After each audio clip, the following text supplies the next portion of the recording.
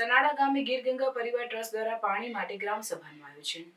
ગીર ગંગા પરિવાર ટ્રસ્ટના પ્રમુખ દિલીપભાઈ સખિયાએ જણાવેલ કે ગામના લોકોને ચેકડેમ દ્વારા વરસાદી પાણી કેવી રીતે બચાવવું તે સમજાવ્યું. તેમણે વરસાદી પાણીનું મહત્વ, તેનો સંગ્રહ અને જમીન સ્તરને ઊંચું લાવવા માટે ચેકડેમ કેવી રીતે અસરકારક છે તે અંગે ગામ લોકોને માર્ગદર્શન આપ્યું. તેમણે સમજાવ્યું કે ચેકડેમથી જળસ્તર ઊંચું આવશે. વરસાદી જળનો સંગ્રહ કરવાથી જમીનના અંદરના પાણીનું સ્તર વધશે. ખેતી માટે સતત પાણી ઉપલબ્ધ રહેશે. ખેતી ખર્ચ ઘટશે અને ખેડૂતો એક કરતાં વધુ સિઝનમાં ખેતી કરી શકશે.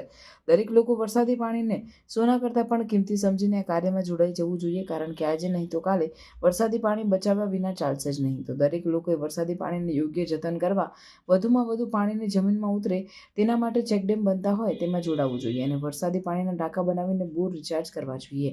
સમગ્ર ગુજરાતમાં સંપૂર્ણ લોક ભાગીદારીથી પૃથ્વીના સમગ્ર જીવસૃષ્ટિના રક્ષણ માટે જમીનના તળમાં બોર કૂવામાં વરસાદી મીઠા પાણીના તળ ઊંચા લાવવા માટે ગીર ગંગા પરિવાર ટ્રસ્ટ દ્વારા અનેક ચેકડેમ રિપેરિંગ, ઊંડા તેમજ નવા બનાવવામાં આવેલ છે તથા અમારી સંસ્થા દ્વારા બોર રિચાર્જની પ્રક્રિયા પણ કરવામાં સંકલ્પ કરવામાં આવેલ છે.